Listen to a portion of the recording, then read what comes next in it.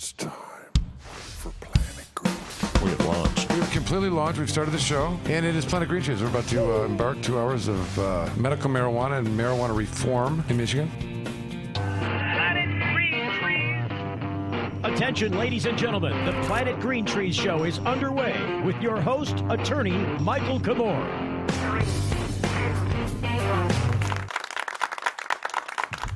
Alrighty. We have launched. Welcome, everybody. We're using Planet Green Trees. Today's date is January the 13th, 2022, episode number 554. And tonight's show is dedicated to my friend, compatriot, brother lawyer, Allen Peisner. May he rest in peace. And today was his funeral. And today's show is designed and designated to discuss Allen's life and what a wonderful man he was and how many people he helped. And we heard a lot of that today at the funeral. And an outpouring of comments and well wishes and sympathies and condolences, which were greatly appreciated by his family. But we thought it would be appropriate if we continued that on and encouraged others that were friends with him to call in and make some comments and tell some Allen Peisner stories, because there are many. And so tonight's show is going to be a little bit different in that regard. And I know we gave out the Zoom link, so we're going to hopefully have people from the Safe Mish list and Cannabis Law Section, the Criminal Defense Association of Michigan, people that he knew through Hash Bash, Planet Green Trees, the Cabbage, Jamie, everybody. Please call in and tell your funny stories about Allen. He would want it to be this way, I think. He loved life, loved to talk, loved talking about cannabis. And in his memory, we were going to do that tonight for him. I think also it would be appropriate, and Allen would insist, because as became the master of Zoom during this last pandemic, and much of the communication and gathering became via Zoom, which Allen dominated in, another area that he enjoyed. He would, what was it, BYOB, bring your own bud. Bring your own That's bud, right. and insist that everybody light up and smoke during the Zoom call. Now, I'm not going to do that right here, but anyone that has one, they should do that for Allen. Do it for Allen, they would say. This bud's for him. So I'm hoping people will be calling in. That's what we're going to do. So, and we may go a little bit off, but we'll still introduce everybody who's here with us and on the Zoom. And we can, I don't know if we want to go first, last, and but let's just do that. So we got the bunker guys running the show, Tommy, Justin, and Dangerous Dan, who was at the funeral today, and they don't really talk much, so we'll pass over them. But we've got Jim Powers here in the studio. Jim probably knows Allen longer than many, which is an odd fact about the two of them. And it's weird that we all came together and we know this, and what do you know, you guys knew each other long before this. But great minds think alike has been said before. Crazy minds even more so. But let's please welcome Jim Powers. And Jim, if you're feeling it now, go ahead and I know you got a lot of stories. Feel free to talk it out if you want to. Yeah, I mean, I've got lots of stories about Allen, but I think the thing I like sharing the most is I've known Allen for over 25 years. I knew Allen back in the 90s. Told this story an awful lot today, but we met on the Greater Detroit Freenet. That was back at the dawn of the internet age as we know it, and he tried to recruit me to get signatures for the PRA back in 2000, and I did it for him, and I didn't do a good job, but I went out and got a couple cigs for him. But he's always had the perspective, as long as I've known him, that people shouldn't go to jail for a plant. And he worked tirelessly at that. And, we heard a lot about his family today and how he felt about them. And I saw a lot of that same behavior towards people in our community. And Allen would become very protective of those people and would treat them like family. We lost a truly great man. He had been sick for a little while, but I don't think any of us thought it was going to be so soon. And I know I, for one, am going to miss my friend dearly. And yeah, I mean, I don't have much more to say other than that. It's interesting, I think, that he, you talk about people that have been involved in the cannabis movement. First, he's been around forever in that regard, and even before it was okay to talk about it.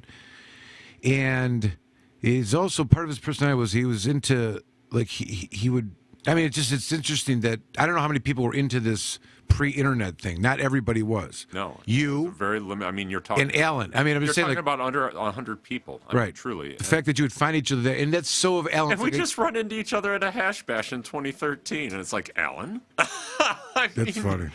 It's incredible. But I'm just saying, he is part of his personality was he'd get into something like off the beat. That was, you too, Jim. But I'm saying it's just it's an odd, like. But anyway, so yes, there's a lot. All right, so let's go to the Zoom. I know Amanda's here, and I think before we started, we determined that both her and Allie are here. But Allie, go after. We're going to do a branch off of Plank Rangers called the Dog Talk. I think we figured that out. Look for that soon on your YouTube channels. But Amanda, of course, go ahead. Let us, if you're feeling it, go ahead and tell some Allen stories. I knew Allen for a shorter time, of course, maybe about 5 years or so, 6 years. And he was, of course, part of the show and everything. He had the Zoom rooms, and I worked closely with him on a couple of different things, that, paperwork and whatnot. He came to a couple of my court dates, and I just, I'm always going to think fondly or have good memories of Allen. He touched a lot of people in a lot of different ways. And, I know that he is in a better spot now. And, Jim's right. I don't think anybody really expected it to come so quickly, but he was loved, and, he will always be remembered. Very well said. Allie, you can go next. I just, I know I was obviously friends with Allen, and you began working with us, and he's his whole mentor thing. Like, he really loves talking to young lawyers, and your relationship kind of grew out of that. But go ahead, and I don't want to go ahead to tell your. Yeah. No, he just kind of, like you were saying, he just kind of took me under his wing and just wanted to, give some direction and guidance. Like the story I told today, where he was telling me about a friend of his who got contempt of court, and then the first time I went on the record, my first time solo, I then got you contempt of court rather than me. But it was. But he's usually a good mentor. He's usually a good mentor. That shouldn't really characterize as bad mentoring as being. No, that was not what his bad mentoring. No. It was just. I just remember the story that he had told me, and I just remember thinking in the back of my head, during that, that court hearing when I was, in the process of getting you show caused, and Jen, with me, she's, obviously not licensed yet, didn't have her phone in there, and I'm like thinking, how, if I get put in jail, how am I gonna get out, and how is somebody gonna know? But got off topic. But Allen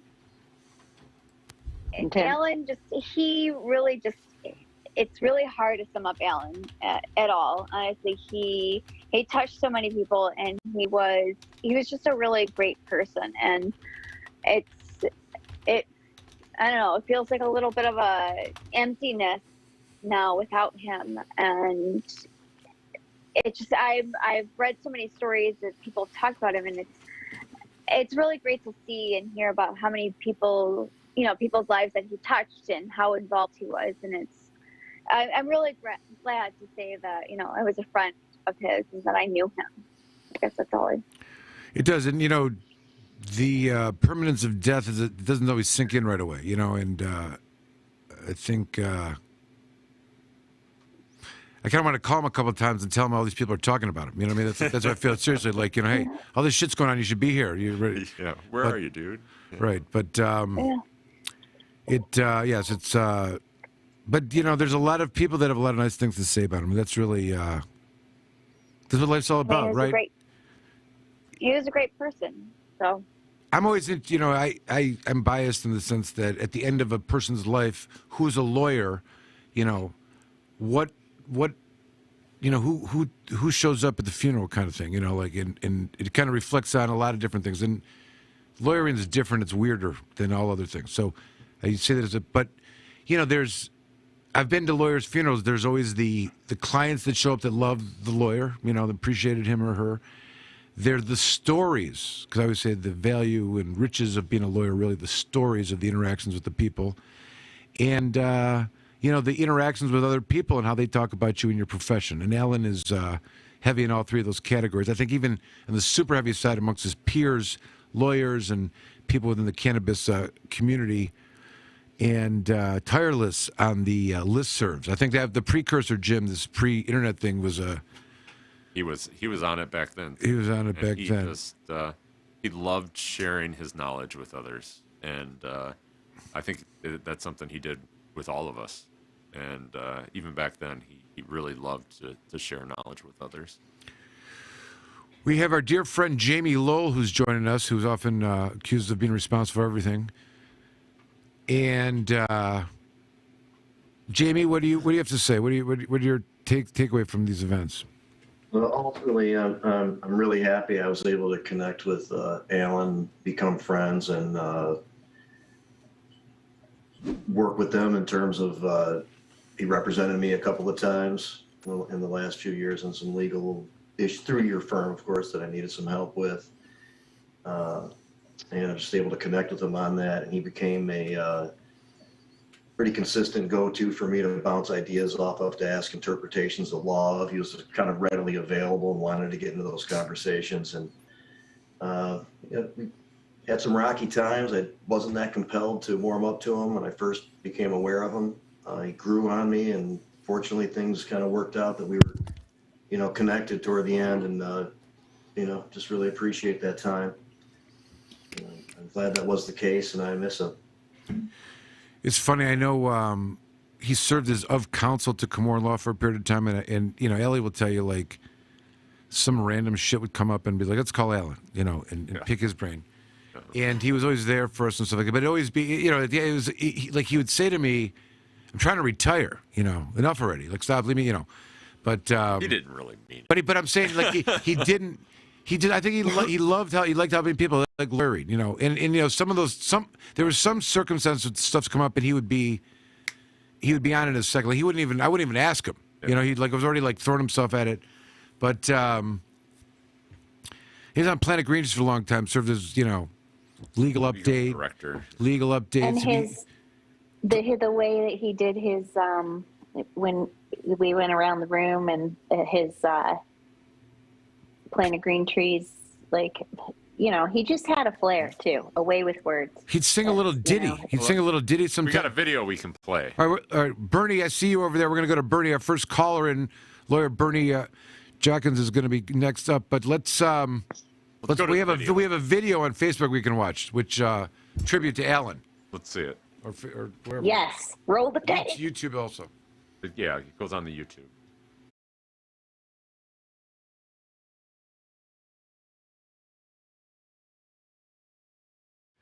So I think in the Zoom up there we have, his name is the Rasta Rabbi.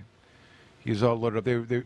He's now become one of the off topics that gets discussed during the cannabis law section. People refer to him as the smoke out man. The smoke out, like, blow the smoke at the screen, Alan, so we can all get a smell of what's going on. Alan, are you smoking during the bar sections meetings? It's legal, number Matter one. of fact, yes. Yes, of course. That's good. Yes, today we had a bar section meeting. It was really a webinar that Michael did talking about the TU case. And Tui. I cleared that up. I Tui. said, in addition to the controversy of the law in that case, is how you pronounce his name. But right. Go ahead. All right, well, maybe I'll learn to pronounce it correctly. The TUI case, we also had Dupree case. But in any event, while the webinar was talking about these two new important cases, I was smoking a doobie, there was 25 other CLS members in the room with me, and towards the end, one of the persons requested that I blow smoke rings for the camera, so I did. Huh. Wow. Well, he attempted to. The person that requested it was not satisfied that Alan had officially blown a smoke ring. It was like a semi. A semi. It was like a half My one. God. It's like a halfie. Half of one. Well, it was. No, Three actually, quarters, maybe? the first couple were not very good, but he acknowledged Oh, like I the didn't- third and the fourth and the fifth were much better, and he said very good, and he acknowledged it on camera. So I think I fulfilled my smoke ring duty, and it's a pleasure to be here on Planet Green Trees tonight, the best marijuana podcast on the web for anything related to cannabis, whether it's a cannabis defense in a criminal case or a cannabis license for making more money in the state of Michigan.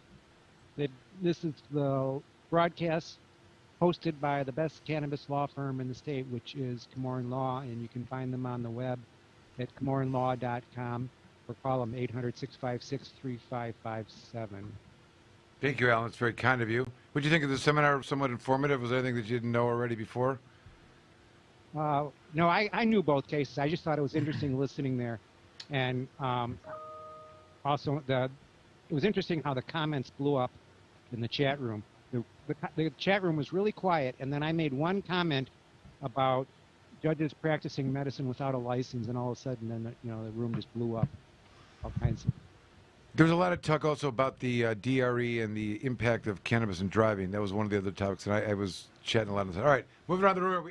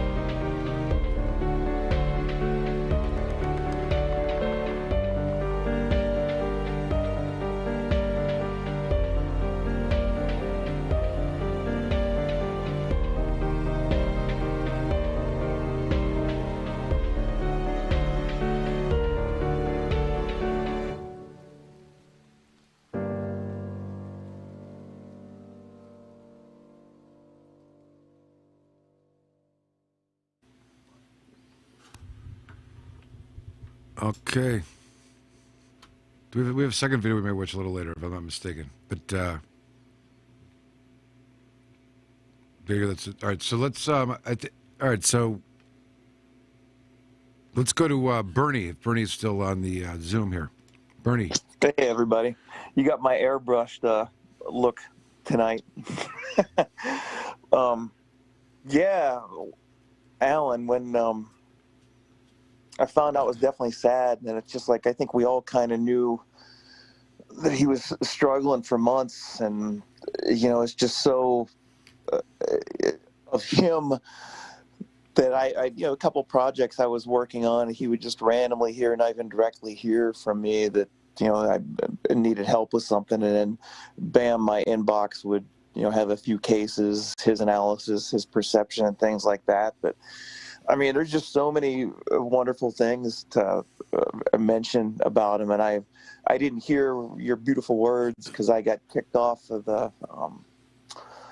We had the phone in before for the funeral, Michael. But my wife said that they were really beautiful words. But he was just such an amazing individual. And right when he stopped doing hosting the CLS events, I had a bad feeling, and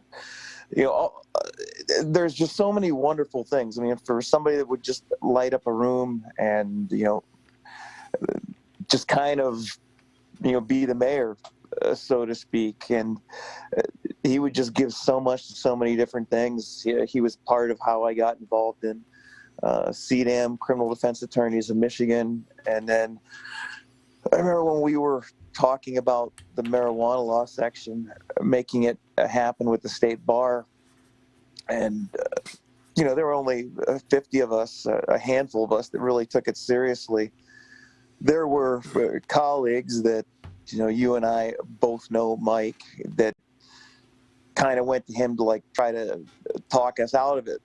And, he listened, was polite about it, and said, no, this is all not right. People forget that he was very active and bringing the cannabis law section, which is what it is today, into reality. And he became a council member later on. But the beautiful thing about Allen is, when I asked him initially, he's like, look, I'm more apt to just kind of help, and I don't want to get involved in the politics of anything. And that was just so true of him. And just so many funny, wonderful, beautiful stories too. There's one that hopefully we can get Paul Armentano to tell, but I don't know if you recall the first marijuana law section event, Mike, in Firekeepers. Sure do. And then I had to buy a little time, and Allen was bringing back Paul Armentano, and he said that was one of the more interesting drives that he ever had. And of course, there was some funny descriptions into it, and he would just give so much, without asking for anything or having any expectations. And you don't realize how unique of a person that he or that person, he in particular, really is, because even though he's gone, I still think of him in the present tense. The spirit is still here, and how unique that really is, because it's hard to get people to be motivated about anything. And, if you have something that is just not happening, and he can read you so well, and just the encouragement that he would offer, me, and I would say others, personally and professionally, is invaluable. And I hope that he knows, and I'm glad that his family got to know how special and wonderful and unique that he really is. And it's starting to kick in. And I'm kind of beyond articulation at this point. There's just so many things. And then there's the story of Mackinac Island too. We had I think that was the first time that the marijuana law section went out there, and the garden, which I think you were there too, Mike. It was kind of funny. But anyway, that's kind of what I have to say about Allen right now. It was a pleasure that he was in, our wacky profession, and it was an honor to call him my friend. So. You mentioned a couple of things that have been reoccurring, and you mentioned that he was the mayor of the seminars and whatnot. I think it was his brother, one of his brothers mentioned at the funeral today, that they'd gone on vacation to some, I don't know, I forgot what and they were living in a it's like a village. What was the story? He went to a vacation with his brothers and sisters. There's a bunch of other people there that age that were surrounding villas or whatnot. And by the end of the day, he had got to meet and knew all of them by first name. You know what I mean? And he's the mayor. He became the mayor of the little villas that they were staying at or something like that. He's just very personable, walks up to anyone, talks to him, and makes him feel at ease. The other thing was his contributions is funny. I guess him and I like to I like to play a little bit. So I used to give him a hard time over who started the idea of collecting the MMA cases they were coming out, and they were all.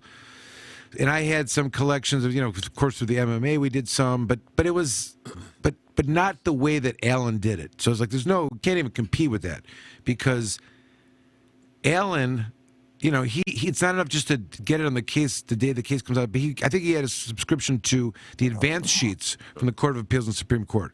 So he's getting them advanced. He would tell me when I had an argument and when I had interlocutory appeal case that was accepted before I knew. Right, because he would read the advance sheets and it's in the mail coming to you in a written form. Like that's what was going on, right? He was getting the advance,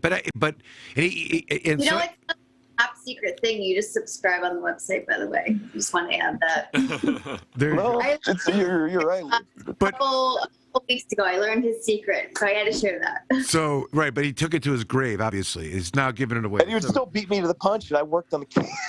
Well, that's what I'm saying. So only under those, because then he, of course, challenged everyone for a joint or, just for a play, or a beer to post first, you know what I mean?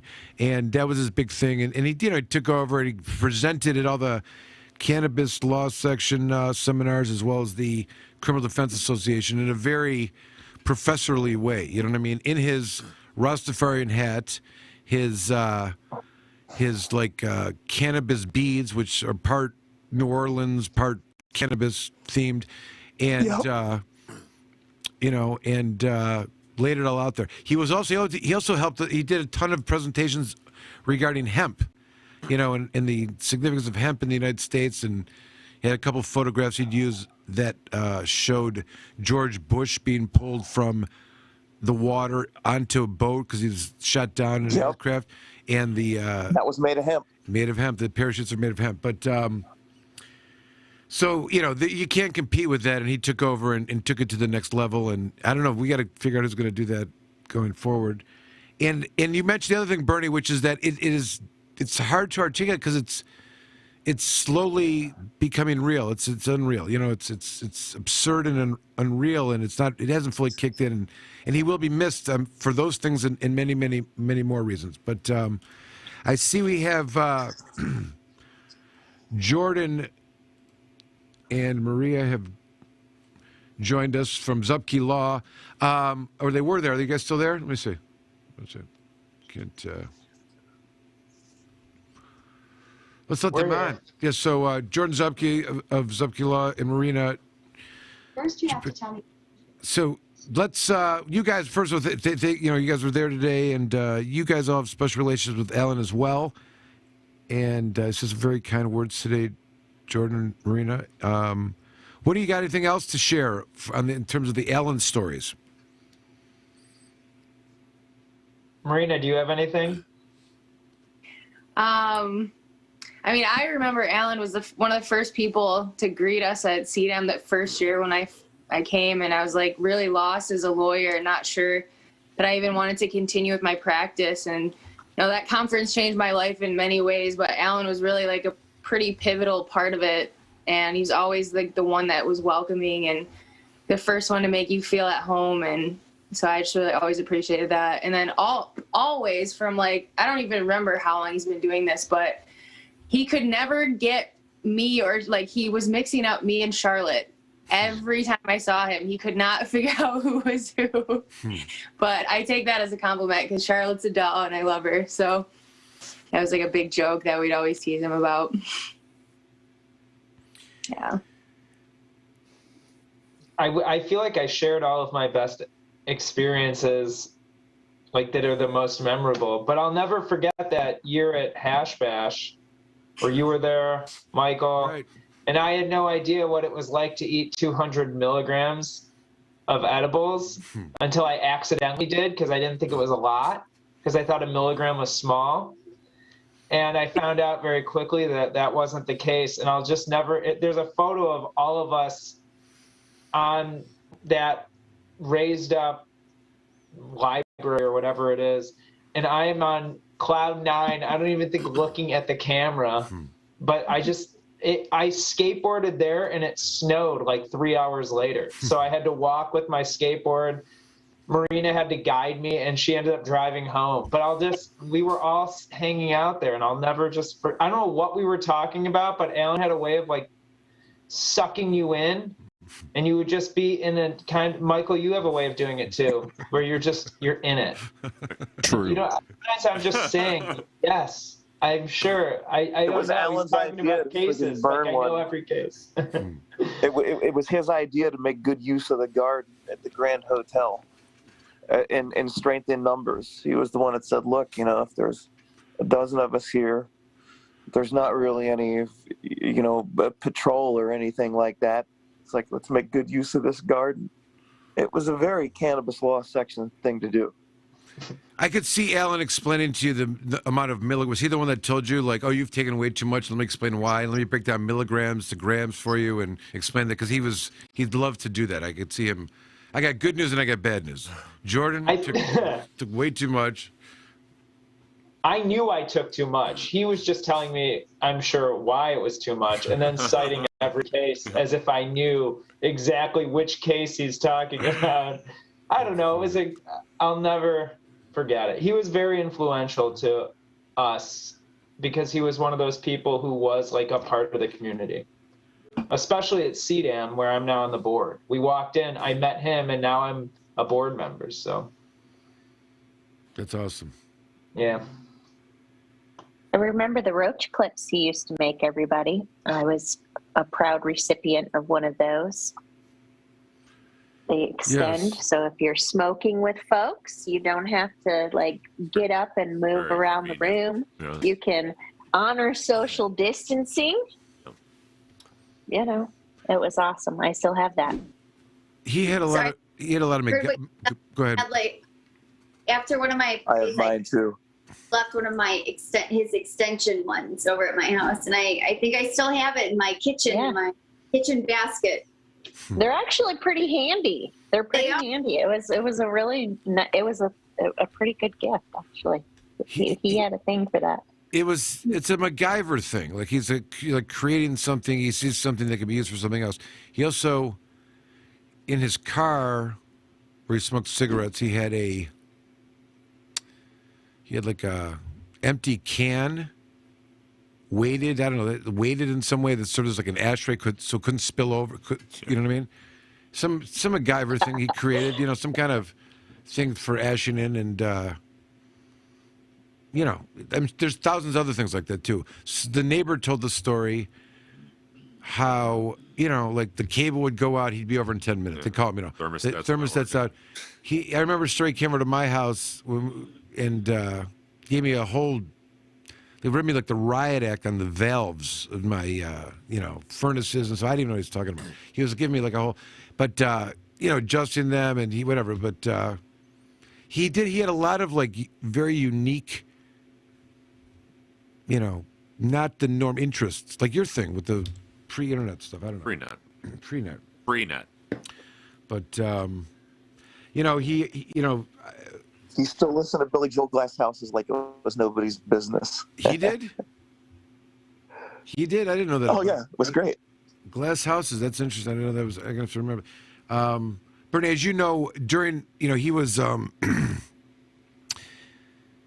My impression was he lobbied really hard for me to receive the CDAM award, which you presented to me, and mentioned that a lot. Was, you know, he's pivotal in that, and I was always grateful for him. I didn't even know that existed and or was a thing. But he also put together like a montage.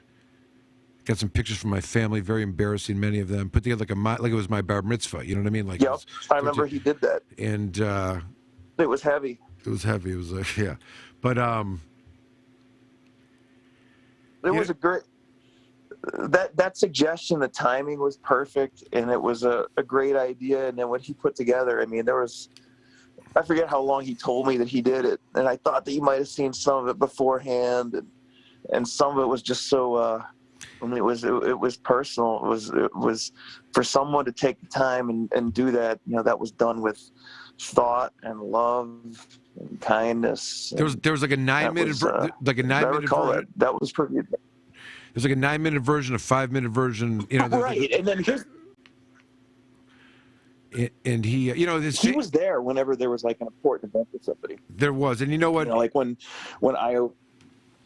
Go ahead, Bernie. I'm sorry, I keep interrupting you. It's just beyond. He was there whenever there was an important event. I mean, he was, you know, the one to make sure. You know, he was one of the persons to make sure that you were recognized. And you know, like when I had my office open up, he was, you know, bam, he was there, and he was just very encouraging. I mean, if there was a problem, he would look at a way of trying to resolve it instead of just bitch about it. Yeah, I mean, it's a special thing.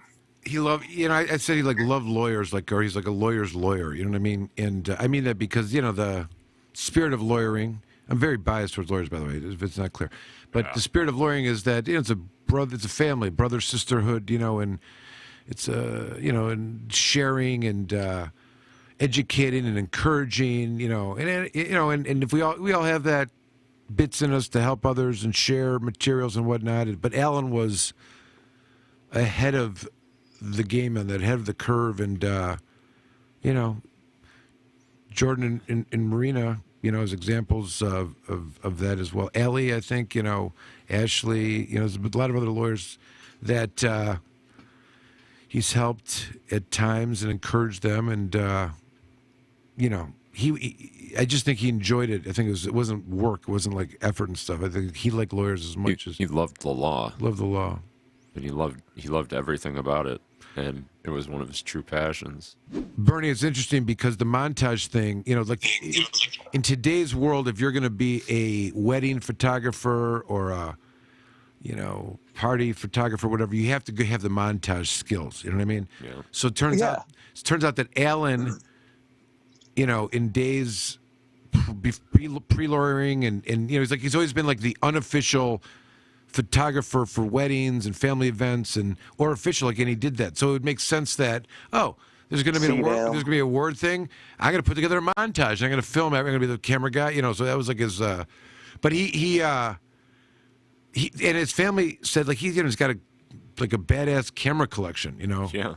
That's old school cameras, you know, that aren't even. And his brother had one too. They were taking pictures today. They saw that. Pulled out like an old school Canon with like a long.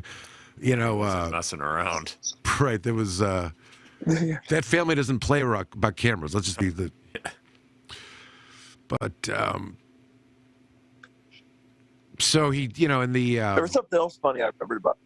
Go ahead, Bernie. Let's hear it. He I forget who maybe you heard about this, but I think that Ken Mogill was the other attorney, and it was like 15 years ago.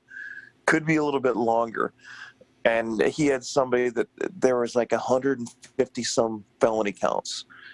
He would not waive the formal reading, and he would not. There was something else that he wanted the judge to read, and he made or a magistrate, and he made him do it for every count, every word. He said they were there for like friggin' 4 hours. That's awesome. He showed up for. So I was going to tell some stories. He co-counseled a couple cases.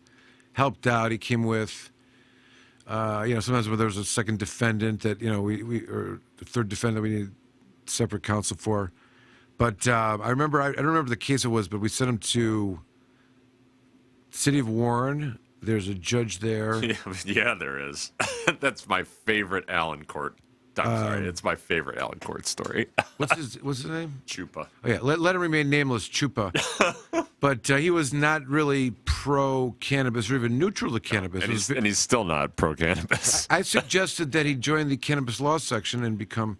But nevertheless, Allen tells a story that he showed up there for a case that we had to argue bond on a arraignment, and part of his argument involves like a 25-minute dissertation on the war on drugs and what a failure it's been, you know, and how cannabis, and maybe even the George Bush story, you know, in the history, and to throw some John Sinclair in there maybe, and you know, because the judge will let you go when you do your counsel. What do you have to say about bond? He just like there's like 25 minutes uninterrupted, and you know, somewhere in the way the judge can piss 100 people in the courtroom, you know, packed arraignments, just move them in, move them out, and I think he called them up to the bench, told them not to grandstand in his courtroom and that he smelled like cannabis. I think is what it was.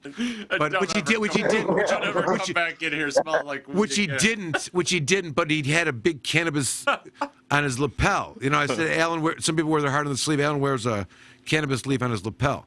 But I don't think he did not smell like cannabis. But it was just antagonistic. The guy was just getting messing with him. By the way, I think he got him a personal bond too. So it all worked out. It's all worked out. To hear that story about reading every single charge is very inspiring. Because unless you know to have somebody do that, like your gut reaction is like, who wants to hear that? But it's so genius. Like now I want to do that. That's amazing. It's a critical stage in the proceeding, Allen Peisner would say. You should know that, Jordan, especially being a member of CDEM's elite. Sure, but they give it to you in writing. But it is very interesting to make the judge read it. Yeah, with that many counts. I mean, it's a smart, it's great. It's very Allen. I'm going to do that next big drug case. It is very Allen. He would, there was things that in the law that you never even thought of that he would rattle off, right? It's like rules that he was very familiar with. I'm trying to think of a couple of them. Like superintending control.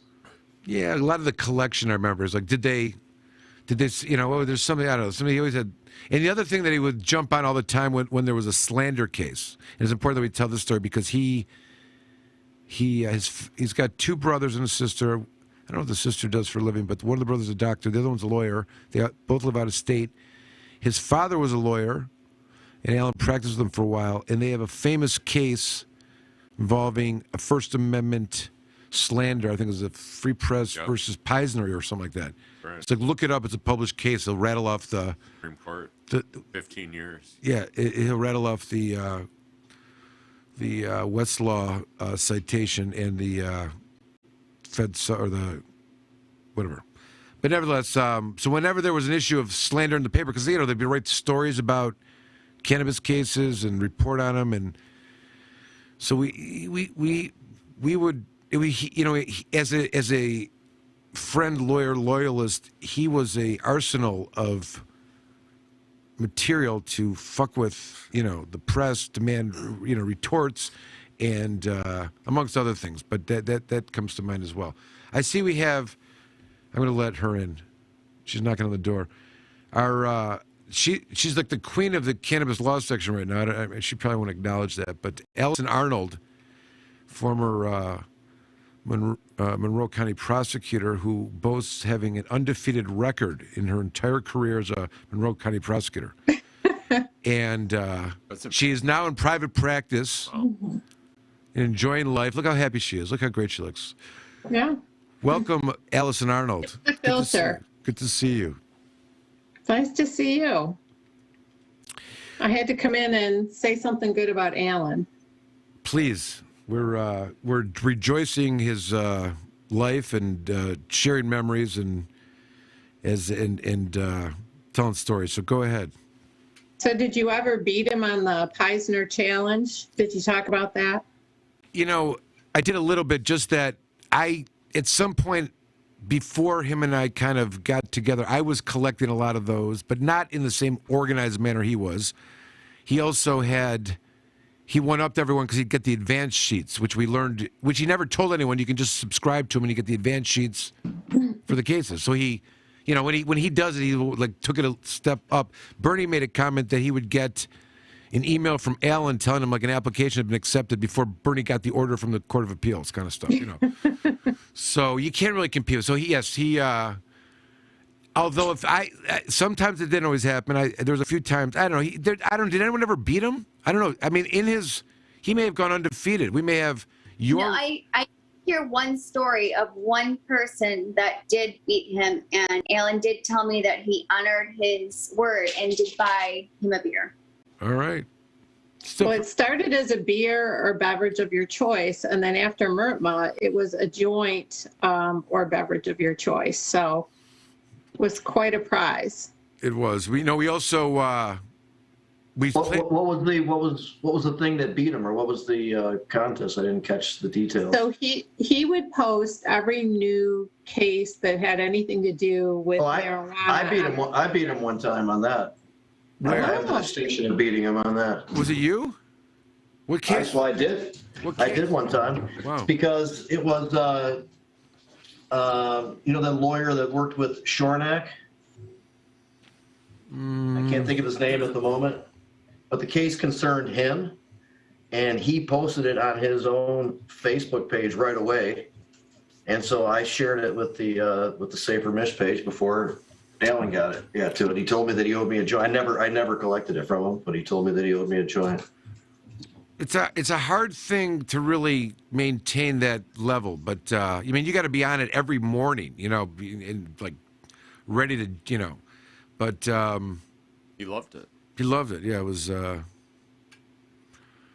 was his thing. He he was a big part of the cannabis law section when it got going, and he's always been, his family was talking about how he huge hobbyist of cameras and picture taking, and did weddings and graduations. He's always like the cameraman and stuff like that, and he did the same, kind of like document everything for the cannabis law section in its infancy and throughout its growth and whatnot. But I don't know. It's he's going to be missed. He's like prolific in his listserv postings and commentary. He's always up and in it. He is, and he most of us know this, but there's several that don't. He started a Tuesday Zoom meeting for Safer Mish, and that was at the height of the pandemic. It was great. It was a lot of fun, especially when we were locked down, and throughout those calls, it's the same thing. He's always got these, new things that he's read about or that he knows are coming down the pike, and it would always be fun to chat with him and hear the latest on what was going on and get his perspective on it.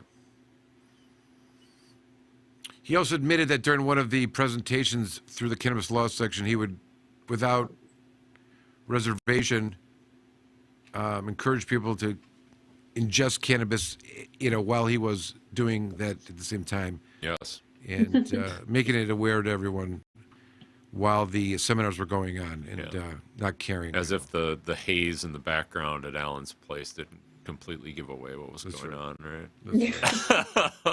Right. But Al, do you have any oddities or anything else beyond some of that stuff? I don't want to put you on the spot, but Well, one thing I liked is, I don't know if you talked about when he would do his case updates, and he would start with that Emerson, Lake and Palmer song, Welcome Back My Friends, and he had his own cannabis version of that song, and he always started out with slides, very animatedly singing and narrating the whole thing.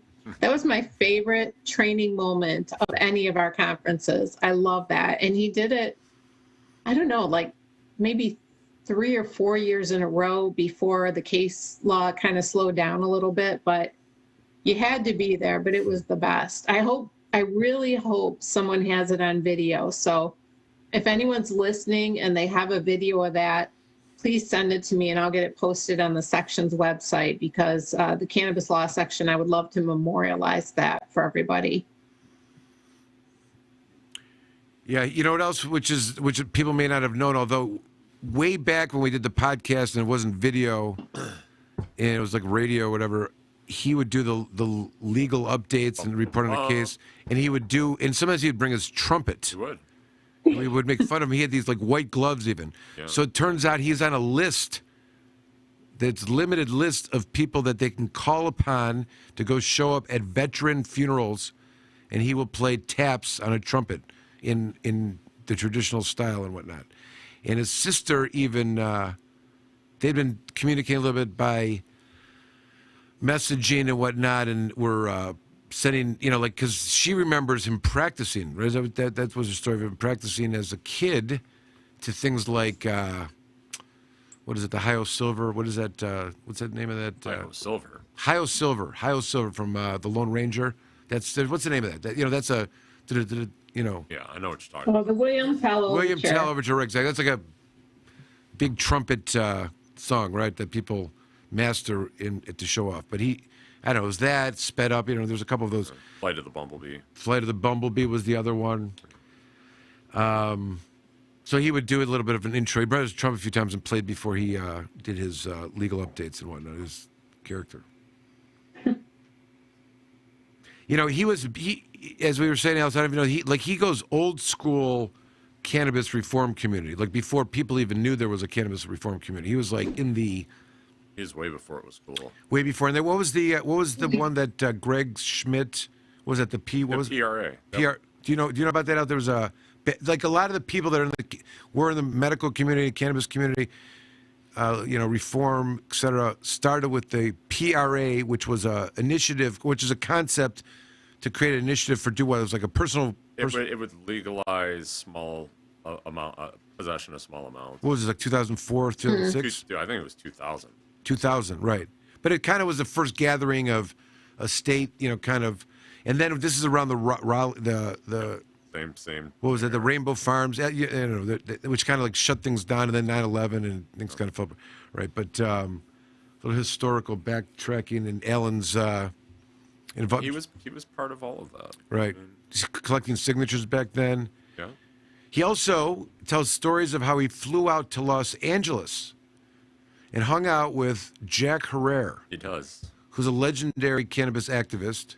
Yeah. In fact, one of Allen's favorite gifts to give was a Jack Herrera pipe. It might look something like this.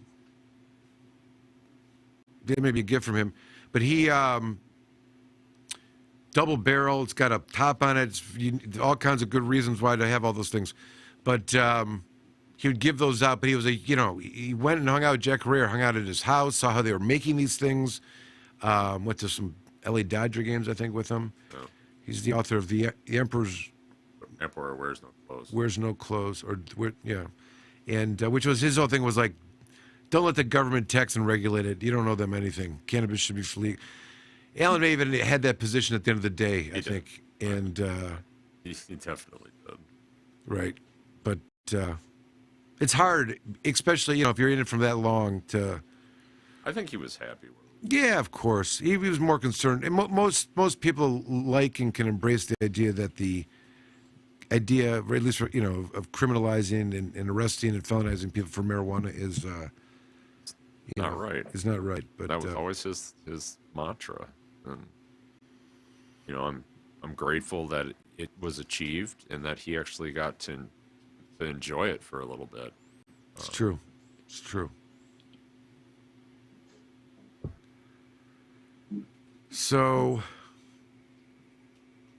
all right. So we got anyone else trying to get in here? Anyone else have any stories or anecdotes? We can take a quick break and Schuyler's here now. Oh, Schuyler Engel, okay, lawyer. Yeah. All right, good. But we do need to take. Let's take a quick break. And you listen to Planet Green Trees. It's the Allen Peisner Memorial. Rest in peace, Allen Peisner. We'll take a quick break and be right back.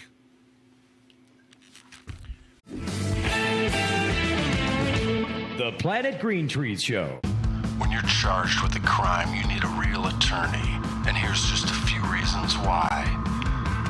The police, the courts, the labs, the drug tests, probation, the judges, the jails, the prisons, and the entire system is just one big machine.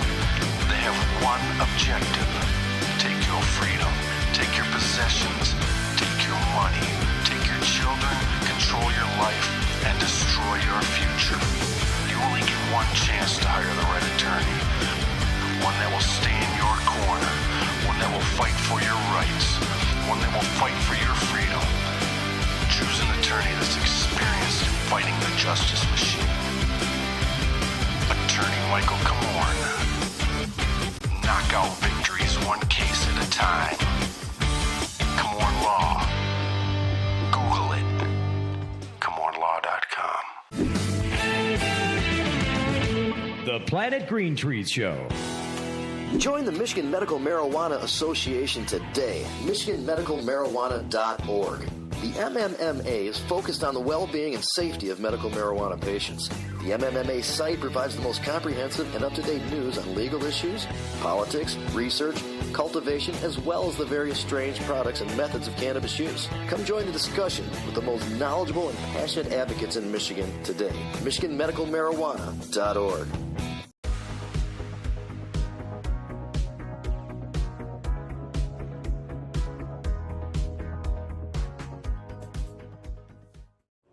This is for those two wonderful couples that have been out here the whole time. Thank you guys very much.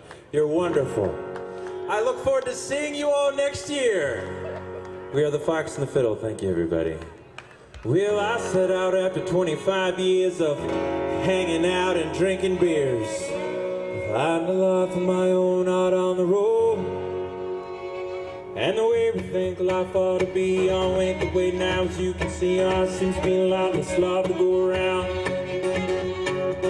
Trying to get from where you are or where you wanna be. Keep on believing, soon you'll be seeing everything you wanted. That's how you live a dream. Fall right into your life, for some time since happened just like that. Never mind things thinking you. All you gotta do is, all you gotta do is, is believe.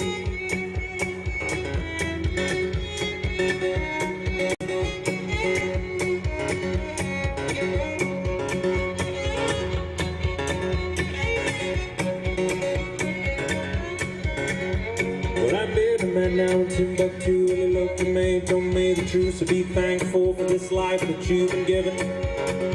Cause sometimes it's tough and the chips are down. I remember you can turn the whole thing around, so be thankful for this life you live on. Try to get from where you are or where you wanna be. Only I soon you'll see it. Everything you wanted, that's how you live a dream. Fall right into your life, sometimes things happen just like that. Never mind things thinking. All you gotta do is, all you gotta do is, all you gotta do is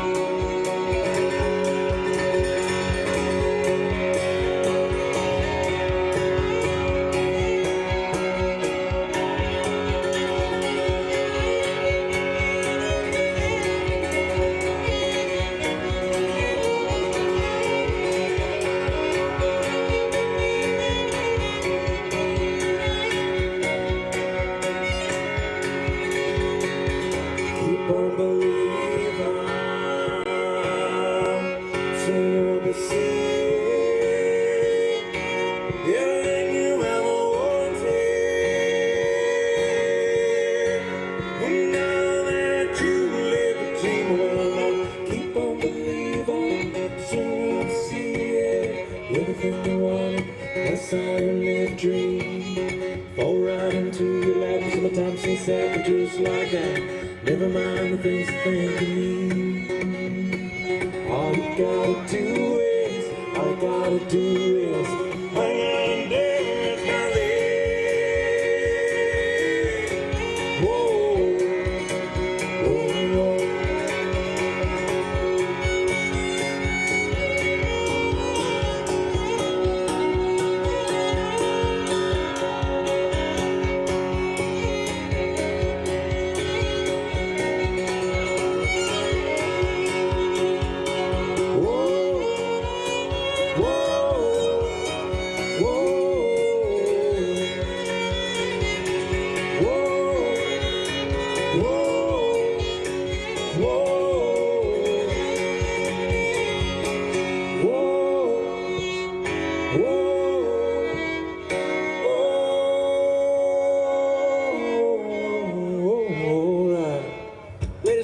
Fox and the Fiddle, be good and kind to one another. Tell someone that you love them. Pick someone up when they're feeling down. Always look before you leave. Remember, most importantly, we love you. We're the Fox and the Fiddle. We'll see you next year. Miss Emily Joy. Oh yeah, I'm Austin Scott. Thanks everybody. Have a wonderful day. Oh yeah, we're doing it.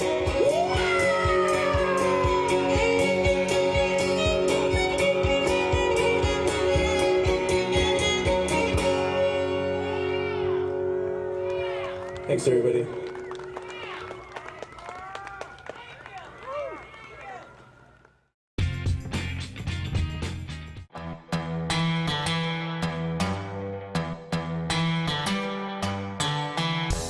An important and historical farm crop in American agriculture is returned after having been classified as a controlled substance and illegal. On December 20th, 2018, the President signed the Farm Bill, also known as the Agriculture Improvement Act of 2018, into law. The signing of the act was great news for the hemp industry, which amended the definition of marijuana in the Federal Controlled Substances Act.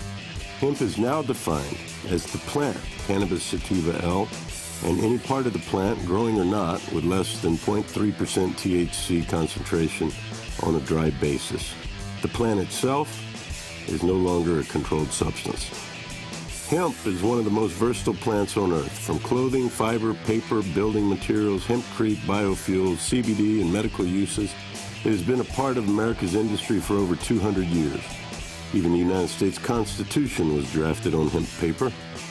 The time is now. If you're thinking of getting in the farming or processing of hemp, contact our global experts, legal, and consultation teams to make sure that you're on the right road when you venture into the new hemp industrial revolution. Michigan Hemp Industries has been a leader and advocate for the return of the hemp industry, so come be a part of the new revolution in agriculture in Michigan.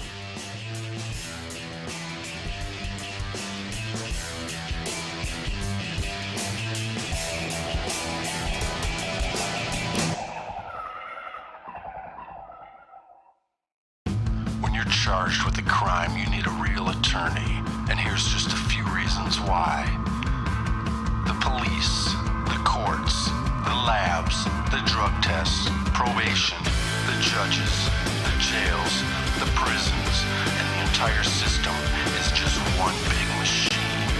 They have one objective: take your freedom, take your possessions, take your money, take your children, control your life, and destroy your future.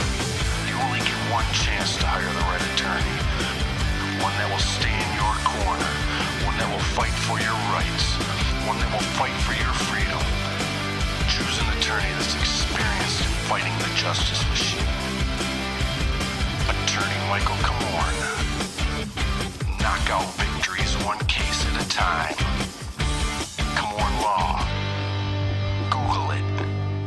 komornlaw.com. Bill Schuette led the charge against medical marijuana, and even after the will of the voters was decided and the support was enormous, he still continued to fight against the will of the voters, keeping patients from the medicine that they need.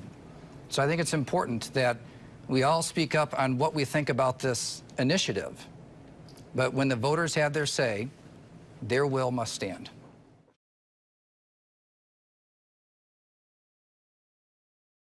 I am Earl from G3 Cannabis Therapy Network, and you are watching Planet Green Trees, the original and #1 podcast in Michigan for all things cannabis and legal news.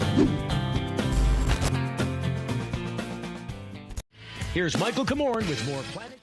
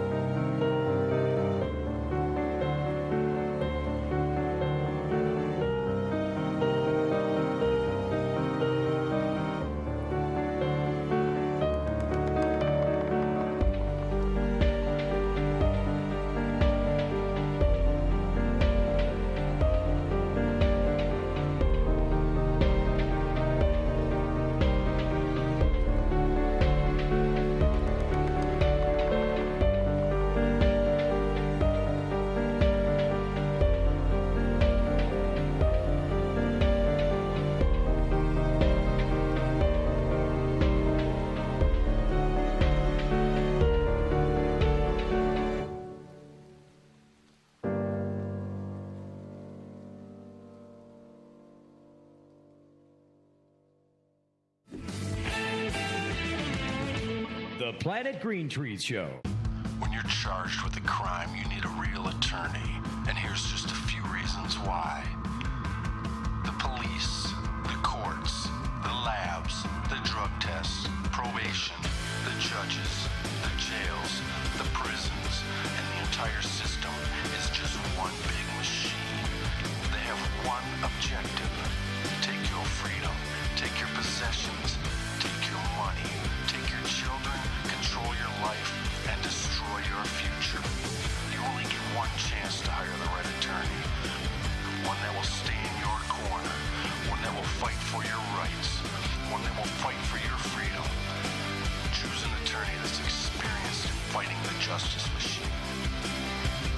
Attorney Michael Komorn. Knock out victories one case at a time. Komorn Law. Google it. komornlaw.com. The Planet Green Trees Show. Join the Michigan Medical Marijuana Association today. MichiganMedicalMarijuana.org. The MMMA is focused on the well-being and safety of medical marijuana patients. The MMMA site provides the most comprehensive and up-to-date news on legal issues, politics, research, cultivation, as well as the various strange products and methods of cannabis use. Come join the discussion with the most knowledgeable and passionate advocates in Michigan today. MichiganMedicalMarijuana.org.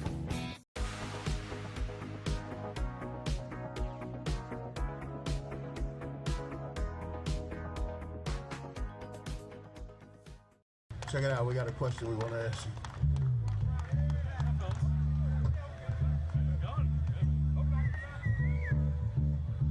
Hey, you got my bass up out there, bro?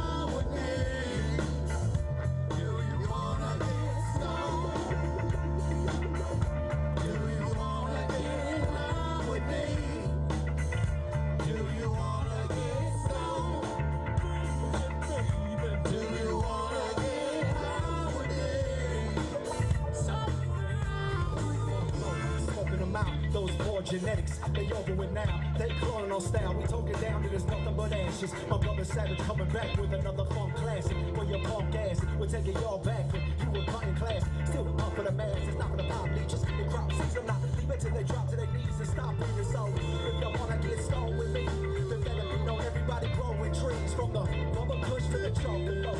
Just make it through the blunt, then we all get smoked. And get lifted like Caesar, so much we smoke in the car. The police don't know who we are. It's Uncle Rico, fresh out the Midwest. Great Lakes lock this great big pine in my chest. Do you wanna get high with me? You know I do, y'all. Do you wanna get stoned up? Light it up, it's smoke. Do you wanna get high with me? Do you wanna get stoned? Cannajam, we out here, let's go. The great city of Ypsilanti. A lot of history out here, y'all.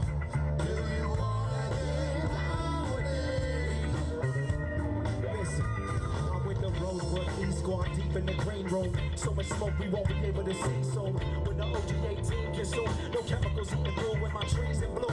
It's digital butter that for medicinal purposes. And now in certain hands, people fill the workers in. That's when they turn the meds. Now your hard-earned brands working for the fans. And when y'all turn up there, they just turn their heads. When y'all turn up there, they just turn their heads. No, you what? Man, you're better than that. A little jab of doom and inject this back and then you dead in your track. Respect that. What I'm here to tell ya, you're just a little better, those pills will kill ya. What up, familiar? Don't that sound familiar? When we in the building, place that sense familiar. Let's go. Do you wanna get down with me? You know I do, y'all. Do you wanna get stoned? The mighty road workers in the place. Do you wanna get down with me? Do you wanna get stoned? Rest in peace to Bob Prober. Do you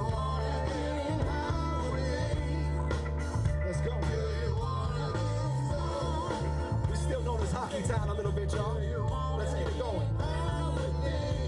Just smoke it.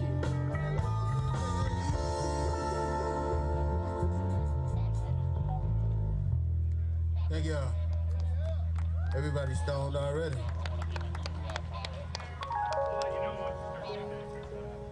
Hey, this is like our new smoke anthem. But first of all, my name is T Money. Born under the sign of Virgo. I want you to know how I feel about something. And I want all y'all to feel about it too. Check it out.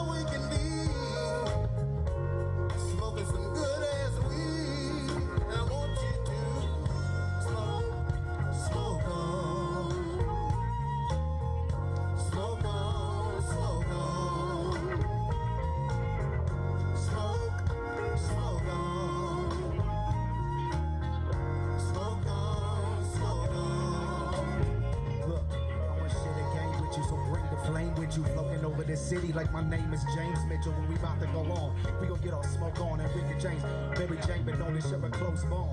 I write another dope song, keep fanning the flames until the final toke's gone. Got me ghost writing hits like Side High the Prince, you know, high and lifted right, flipping high kick. You can barely see the slight slit through my eyelids. I never fly miss as I light another split of this hybrid. And y'all still acting cool out on that avenue like we just passing through. Or have a dab or two and lose the attitude. Don't make me act the fool like passing to a blast your crew and make all y'all for the magnitude. Now you asking who is this savage dude? Name ain't wrong, simple watch and bring the action through. It's like that.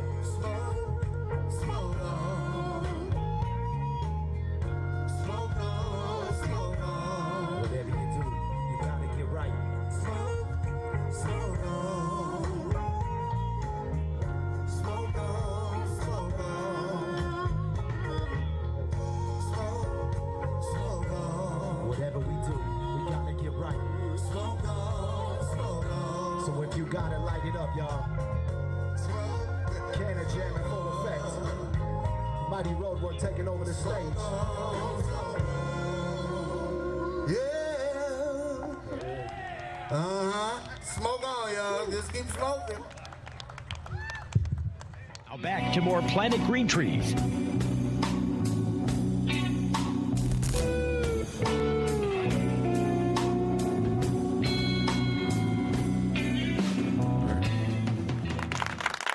Planet Green Trees. I really enjoyed the off segment there talking to Allison.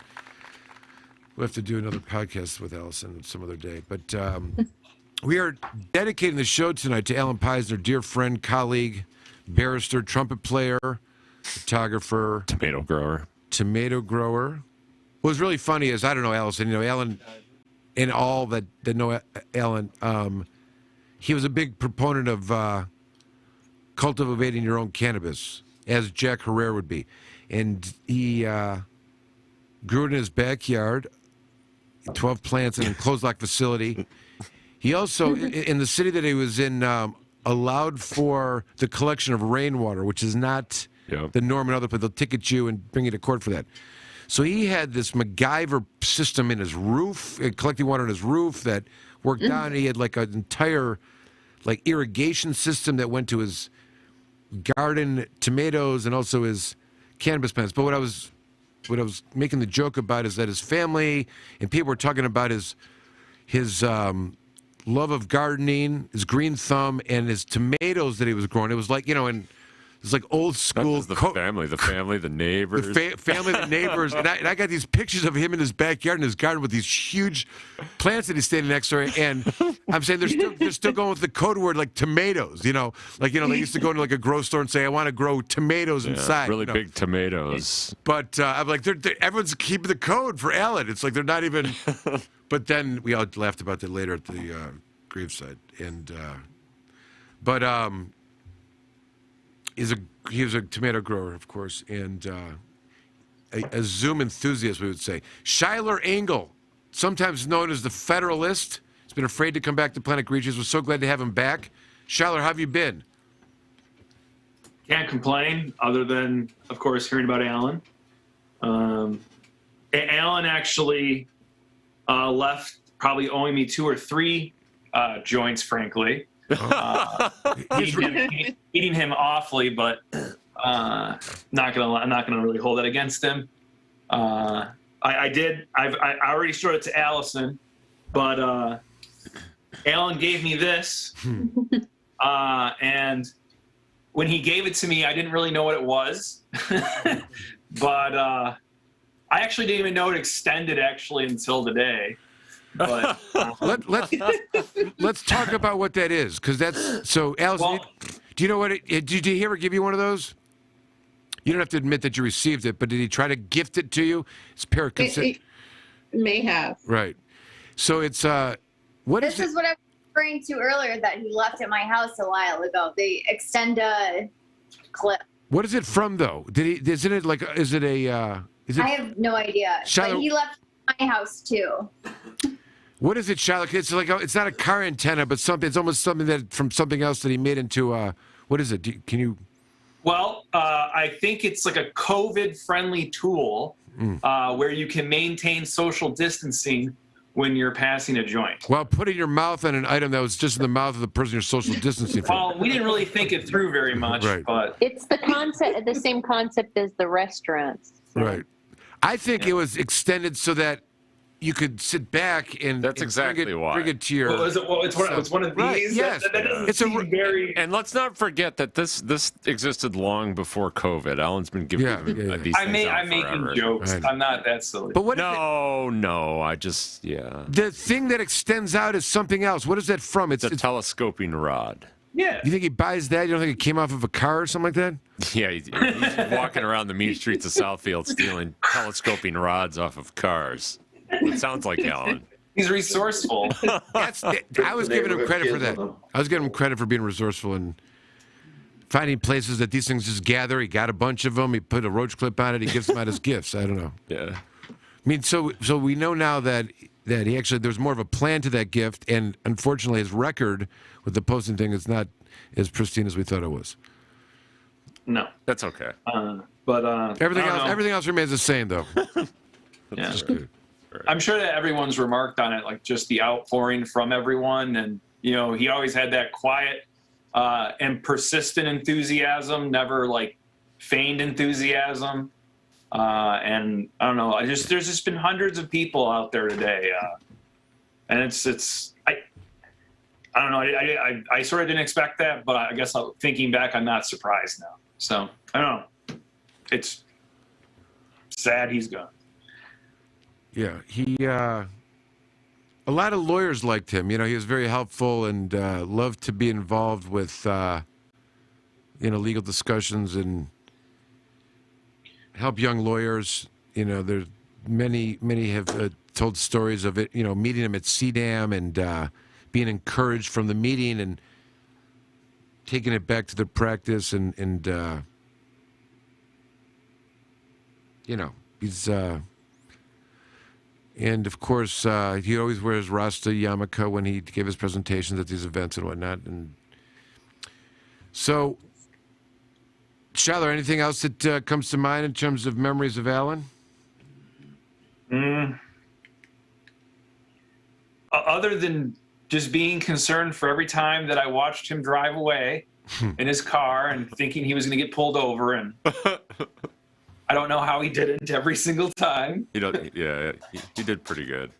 He did. He must know some back roads or something. No, I don't think so. Well, there's no correlation, as you know, Shiloh, to the amount of THC in your blood and your ability to perform. But I have no idea. I'm fascinated. I learned a little tidbit about him that he would, his go-to album was Broken Glass by Billy Joel. It's random. Okay. What? I didn't know that. Who said that? Someone told that story. Someone told us that today. Oh, Bernie. Bernie said that. I think Bernie attributed that to him. But we also have Emerson, Lake and Palmer is one of his favorites. But that could have just been drama. Like Jethro Tull. Did he? Okay. Yeah. William Tell, of course, and so he did give me 2 boxes of plants one time, but they actually were raspberry bushes. So there was a bunch of people telling how they'd gotten vegetables for really vegetables, tomatoes and carrots, and Rudoy said that Allen specifically grew vegetables for the deer that he was feeding in his backyard. Yep. Well, he did show me that elaborate irrigation system, and the raspberries, they were red and yellow. I mean, he was quite the cultivator all the way around. He was. He was.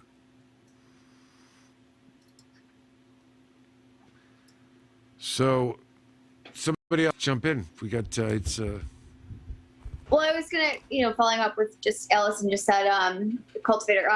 I remember a time when we were sitting in my backyard, he did offer to bring over some grape leaves for me to grow in my backyard. So, never brought him over. I was planning on it once spring came again, but yeah. he encouraged me a lot to grow marijuana, which I didn't do. But maybe for the best. Alan's been growing marijuana a long time. He loves to talk about it. He loves to talk about problems with plants, and talk about his passions. Like we're talking law was certainly a passion, but he was very passionate about just marijuana in general. He was. He did a lot of stuff. I mean, he's seemingly everywhere. All the events. It fit a lot into the time he had. He did. And first time I saw him, he was taking pictures at a CDAM conference in Traverse City, and I had no idea who he was, and it's just. Did you throw him? Well, I just thought he was like a little bizarre man at first. It was like, okay. Oh my! But nope, it's Alan. And then you became friends with him, right? Yeah. And that's what I'm saying. Like that's. He would fight. I think he liked the ladies. I think he liked to take pictures of the ladies. He did. Yeah. That has come up so many times today. Not about to the ladies. The taking the pictures at CDAM. He was like the first person you met when you walked through the door. I didn't know he was a lawyer. I thought he was just taking pictures, for like the event or something. The best thing, and Dave touched on it in the eulogy, was that he used to run the audio for CDAM.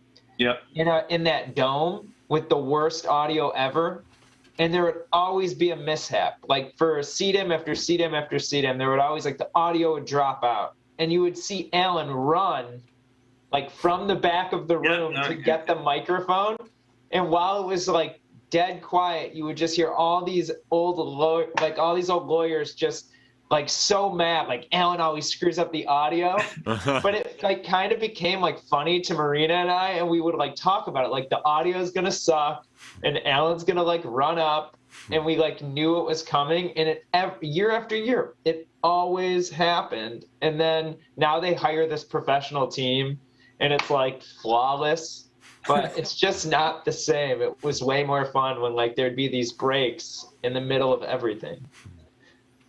So he must have cut his teeth on CDAM, because he did a lot of the audio visual stuff for Cannabis Law Section. Until we kind of got ICL involved in our annual conference, Alan always ran everything, and it was completely smooth. So I think he learned from his errors with you guys, and then with us, everything was perfect. It was always really it was endearing. He'd play the music before. All these strange videos with people playing dishes, and it would be a Beatles song on dishes or something like that. But it just, I think it was the room too. Like the room was a giant dome. It was like everything echoed, nothing was right, but it just was a funny thing that like Dave mentioned. Everyone kind of remembered that the mishap. But that's funny. I wonder if he just started doing it just because no one else was doing it, or someone eventually, and everyone just started relying on him. But you missed part of the story. Like one of his hobbies, he was a photography enthusiast, you would say, and throughout his life, he served as like the wedding picture taker, family events. If he got invited, he would show up and be like the camera guy. Yep. And send, and whether you wanted him to be the camera guy or not, he may have even had another camera guy, but he would send you a reel of film that from his perspective and his art, so to speak. His were usually better, right? And other people were echoing that today too. They were, and he that his were better. His were better. Yeah, that his were better. And he's got a tremendous collection of old school cameras over the years. And we joked because his brother was there, and at the graveside, he pulled out like a Canon with like a 6-foot extension lens, and he was like snapping shots and stuff. It was like so it's in his blood, I guess. The picture taking, it's part of his DNA makeup. he took the photos of our law firm grand opening.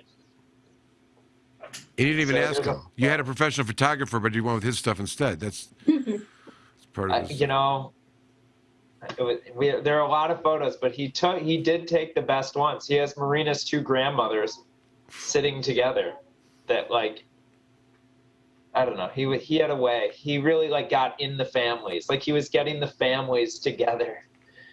It's very interesting. We have a great picture. I joke, it looks like the usual suspects, but I think it was the second round of the autism petition where we were trying to get autism added to the list of conditions for the MMA, you know, for qualifying conditions. And he was really fired up with that. He was real involved with that as well back then. He was. And pretty much all of those, like whatever, we had a couple other cases he was pro bono in. And Charlotte, I told the story when he went to court in front of Judge Chupa. I considered bringing that up, but what's your recollection of it? I told it. Let me hear your version, because it's a good story. Let's hear it. Let's hear it again. I mean, I don't know the story in full, but I know the punchline. The punchline is basically that Chupa called him up and said, "Don't you come in my courtroom smelling like that." And I don't think Allen cared one bit. Or would be able to, necessarily oblige the judge. I think what happened was Allen grandstanded. He had a big lapel pin of cannabis leaf and just put the judge in his place because it's like, went through the war on drugs from day one until now. Threw a little John Sinclair in there at the arraignment, and the judge was like, "Get up here," He's like, "Don't ever come to my room smelling like weed again. Get back to the podium, personal bond," like he couldn't take it, like let him go, like that kind of thing. It's kind of like, but I think Chupa was also rocking those, Southern Confederate chops at the time. I don't know if you remember those. Does anyone remember those? So it was probably a sight to see Allen walking up to a guy who thinks he's in like the 1840s. Now that you mentioned it, he does have a little Jeff Sessions in him. You don't remember. You've never seen his. You've never seen the Confederate chops. Then I mean, they were pronounced. I had a different. I had like a homicide case in front of him. Worked on those. When we went into the back, I don't know. We got talking a little bit about it or something, and I suggested that he join the cannabis law section. He was like it was a joke to him. Like he was no. I mean, it's a state bar. It's not like that's from some fringe. I mean, Allison's the leader of it all. How fringe is she? Seriously. I'm fringe now. I'm wearing a marijuana. I have a marijuana hoodie on. Oh, yeah. Wow. Yeah, glass jar. Monroe Township's finest. Wow. Which would mean they gave that to you when you're in there looking around. Yeah. I was admiring it. Sure. That's awesome. Does Monroe open for business down there? Open for business. Telegraph Road. Keep driving south. Okay. Is it what is it? The township of Monroe? Is that what? Monroe Township. Yeah. Is that the one surrounding the court down there, or no? The court is in the city. Okay. I have a lot of the cities cities in the township, in the county opted in, or not really? No, not really. Luna Pier Right. We're is going to. Not yet. Wow. Okay. They had a couple medical, I think, didn't they? There was a big. Yeah. Right. That'll be good. God, I got a great story about Luna Pier. Well, tell it. I used to live there. Did you really? That's insane. Okay. So first of all, I shouldn't mention names, but I remember this. There's a guy that was he owned the property down near the pier, which is serving as right now that historical landmark for, who's the gangster from Ohio that Jesse, no, who is it? There's a famous Ohio gangster that robbed the banks, came up, stayed in this place overnight. The guy's got video, you know what I'm talking about? It's downtown. It's in, it's got a historical, what's the guy's? It's on even like one of the gangster channels. He runs that, and so you walk in, and it's like the room. Gangster channels. Anybody helping me? I don't know. Do you know what I'm talking about? Do you know the location? Do you know that there's a pier at Luna Pier? We know the pier. Are you talking Danny Green? What? Or no? Danny Green? No, this is Danny Green is Cleveland. Yeah, I was expecting Michael almost to call me, expecting that I knew everything about Ohio, so Come on, but I do not. Pretty Boy Floyd. What? Pretty Boy Floyd. Pretty Boy Floyd. Did you look that up? That's exactly who it was. Yeah, and so he stayed. How would we know that? I don't know. It's Who a the hell's famous, Pretty Boy famous bank robber. Was a bank robber, I think. So he was there. He fled to this place, stayed overnight, and they have, it's like a historical. That's what it is right now. And there's a bar near there. It's it should probably be a cannabis site, but at the pier. Yeah. Yeah. It's Anyways, did you place ring a bell, Allison? No. Okay.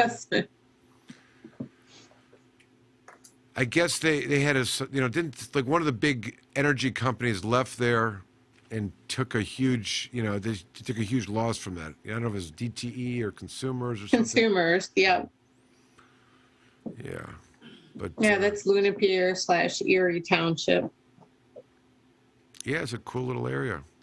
There used to be a lot of bootlegging there during Prohibition. Doesn't surprise me because they probably used the. I think there's going to be a lot of cannabis bootlegging. Yeah, you're going to have people coming from Ohio, right? Maybe from Indiana. That's why it'd be perfect because it sets up a market. You got all the people across the border, to come for weekends because it used to be a like a vacation destination in the summers, right? They would. Am I right about that? People would come up and stay and. Yeah, a little bit north of there, is Toledo Beach Marina, and that used to be quite a resort place. Right. 100 years ago. Right. Yeah. Turn of the century stuff, but it's a good location. I don't know if it's. It's a great location. I bet they're busy as hell. You can sit at these dispensaries in Detroit, well, not in Detroit because they don't have them, but like in Hamtramck, and just watch the plates on these cars, and you'll see Ohio one after another, after another, after another. It'll be a gold mine for these people. It'll be great. Yeah. That's how. It's in a regulated / illegal system. How supply and demand works is. Right? Yeah.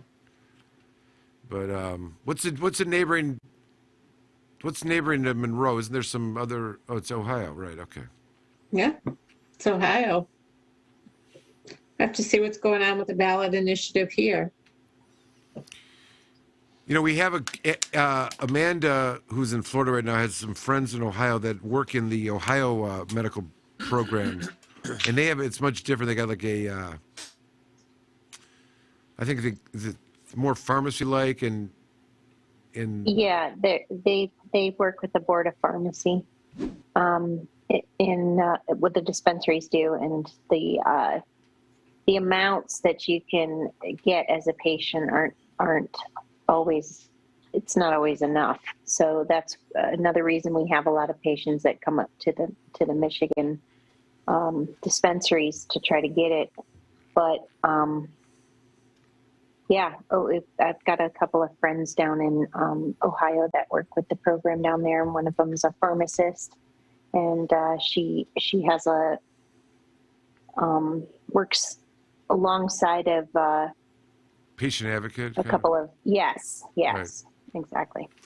But are you? Is there? Where's Ohio on the legalization front, Allison? If you know.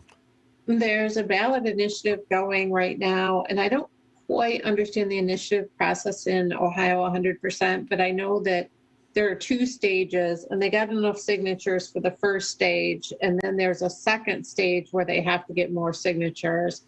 But there's some provision in Ohio that the legislature can act before the ballot initiative, and I'm not real familiar with it yet, but it wouldn't surprise me if it happens. I remember many years here too.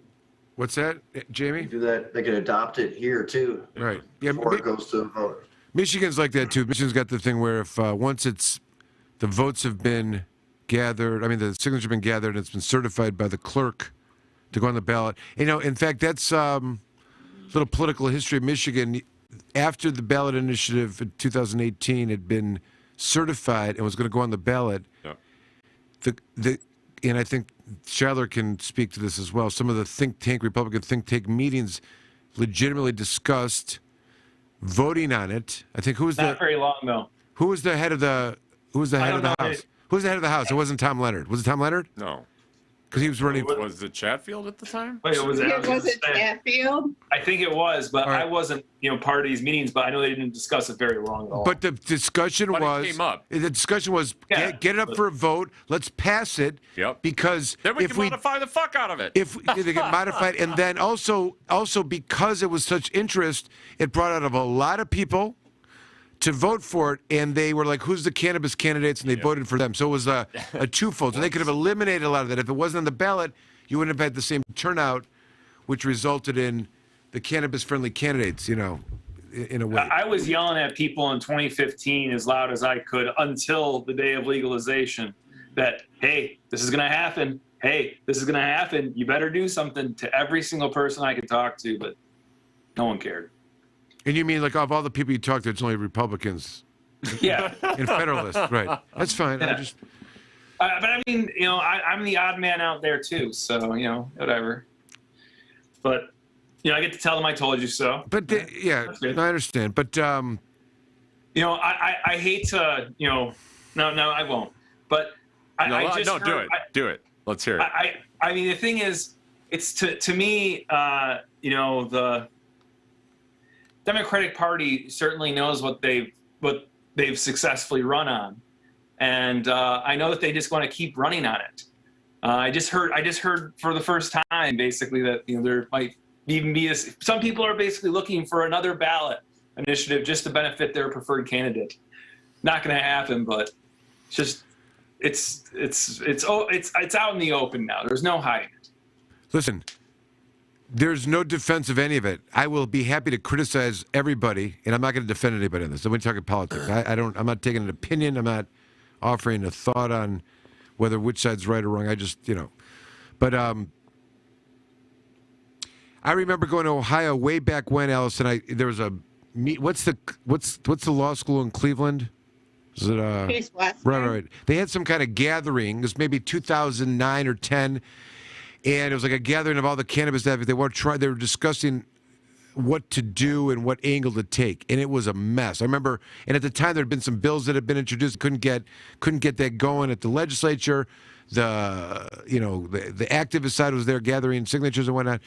And but I remember saying to the guy that I went with, I'm so glad that we passed it in 2008 because they seemed like they were in a political quagmire of a mess and whatnot, and it didn't sound like it was going well. And in Michigan, actually, I think Michigan, remember the 2008 ballot initiative was, I don't know if it goes both ways, I think there's more turnout in 2008 than other elections because of the Obama phenomena. Yeah. And that helped contribute to it too. You know what I mean? It wasn't. I mean, I think it contributed, but it wasn't at the scale that it was for Dana. For Am I Legalized? Yeah. And True. That ballot initiative. He may have benefited more. Yeah. Maybe. I see David Rudoy, brother attorney and friend of Allen Peisner. We got a little off track there. Allison took us to Ohio. It's her fault. David Rudoy is here to get us back on track. David Rudoy, thank you for joining Planet Green Trees. We are memorializing Allen Peisner and his all of his life, his wisdom, his anecdotes, and telling funny stories about him. And you were brilliant today at his shiva, at his ceremony. But I want Dave. Tell some more stories, Dave. I want him to tell the story he told at the service today, because that is one of my favorite stories about Allen. Well, we've got that one we have to cover. Jordan reminisced about the sound at the sea dam and how that was a thing all the time. So we got those two to cover, and then I'm going to ask you about 14 questions also. Go ahead. You're muted, David. Unmute, Dave. I'm new to the Zoom thing. By the way, Allison Arnold's is here. Do you see that? Look at my show's what's up, is Allison? badass. Come on, Allison's here. The fire hydrant story. The fire hydrant with Jamie. Oh yeah. So early on in the days of Planet Green Trees, when it used to be in Mike's basement, I thought about that earlier. Yes. Jamie parked in front of the fire hydrant in Mike's neighbor's house. Like, it was kind of in between the two properties, and Alan just could not deal with it. Like, he came downstairs and was like, "Hey, you're parked in front of the hydrant." Jamie's like, "Okay, whatever, if they give me a ticket, no big deal, And he just kept bringing it up, and he was like, if the cops come and they come and knock on the door, like, it could make problems for Mike, and he just wouldn't let it go. And, like, they might tow your car. He brought a tape measure. Because he said Jamie was too close to the fire hydrant, so he went out there and measured it. It was awesome. He may have gone home and got the tape measure, came back, right? And he may have left the show for a little bit. Jamie, isn't that why you guys fought? Like, you guys got a little squibble. No, that wasn't that particular incident, but I couldn't find my keys in part of it because he just took it upon himself to grab my keys and move my car at one point. like 3 feet or something like that. Oh, that's funny. Yeah, he was hilarious. Those are the old days, the good old days of the Komorn basement. Right. For Planet Green Trees, week after week. How many episodes of Planet Green Trees do you think Allen Peisner appeared on? 200? We played a tribute to him earlier when he used to. He sat in on a lot, hundreds probably, Yeah. He'd be here, during the pandemic, he's coming Zoom, and before they come live all the time. And I know it was really weird. We all, it was like he was there on the Zoom, talking. And he had his Rasta hat on and his glasses and his cannabis chains. He used to go the gangster cannabis look, kind of, if there was such a thing. But, we were reminiscing. He used to come to the basement and do his legal update, whatever that was, and then he'd bring his trumpet and play a little trumpet. I may have said this earlier. If I'm repeating myself, I don't care anymore. But his family, brother, sister, two brothers and sister, they're married. They got kids. Does the sister live in state? She lives out of state too, right? All of them do. All right, so they all live out of state. He visits them, keeps in touch, but he's got his own life here that when he interacts with them, it's like they got kids and family, so it's like it's a kids and family, and Alan's visiting. It's like, so they were fascinated to hear what's Alan been doing. Where's what, and they just see the outpouring of people that have reached out, said kind things, and I think it was really meaningful for them, and they were appreciative, David, of all the words you said and everyone that showed up today, and the people that made the comments and posts and whatnot. And but David, go on. You got some more stories. You can fill up some more time here, can't you? So my favorite thing Planet Green Trees related about Allen Peisner is he would grow his own weed at his house. And he'd always, every time I saw him, he would give me a test tube, glass test tube with a pre-rolled joint rolled in a dollar bill and a nice cork top every single time he saw me. And they're always great. And something about Allen's weed makes me happy. Like it's like a happy strains that he grew or something like that in his backyard. That's one of my favorite things. And then my wife would always be like, who's giving you these like vintage looking pre-rolls? Like they don't do tubes in stores right now, it's a Allen special. So, that's good times. My first memory of Allen is just at the criminal defense attorneys of Michigan, just taking flack. He would do the sound just volunteer every year to do the sound. And the sound in this room was like a dome room at the Park Place Hotel in Traverse City. And it was the worst sound. Constantly, the mic would have feedback. And every single time, everybody would be like, Allen, what the fuck is up with the sound? Like, I'm sorry.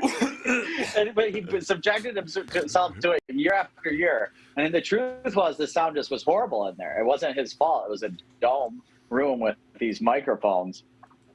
But he just volunteered to be yelled at by all the people running. He'd have to run down to the stage, Zupke's talking about, and go fix the sound every 2 seconds. And he was just a staple. Like the criminal defense, every criminal defense lawyer in Michigan who's involved in criminal defense, in the community knows Allen Peisner. And if you ever had a question, I would call Allen Peisner at all times, just thinking about crazy case law. Hey, Allen, what do you think about this? You know any cases I should look for? And he was helping me out, sending me emails, at all times. And he always really supported everybody. He always supported everybody else when it was a honey brand, a medicated honey brand, or Duplessis Law or Komorn Law. He was always trying to rep his friends and help people out. And, just drop of a dime. I needed somebody to handle arraignment. He'd be there at a drop of a dime. I asked if I could pay him. He would refuse money. He's just, the word mensch, I think, is just he was such a mensch, He was. And as a definition of that would go is you do it because it's the right thing to do, and you don't really expect anything. It's just you just do it because it's the right thing to do. Yeah, good times with him, man. And some of the time I really grew, our friendship really grew, was not just at the CDEMs, but when he became a Planet Green Trees regular.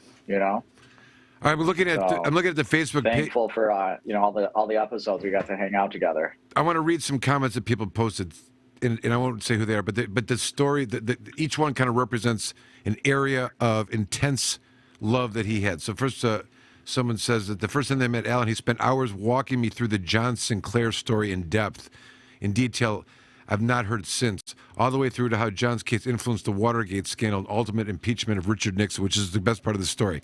That's one that he thrived and loved. I can say this guy's name, Adam Brooke. I knew Allen for over 30 years. I'm crushed. He would invite me over, and we'd hang for hours smoking copious amounts of weed. Again, something that everyone knows about.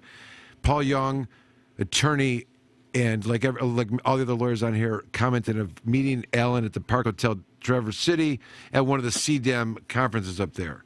And Allen had a tremendous influence on him and the information and at the event. And then, of course, Gail Whitty comments on how much fun she used to have during the pandemic with his Zooming. I mean, those are all the areas, they hit them all right there, right? Those are ways that people knew him, engaged with him, shared in experiences with him, and he's all over the place. Yeah. The Zoom room.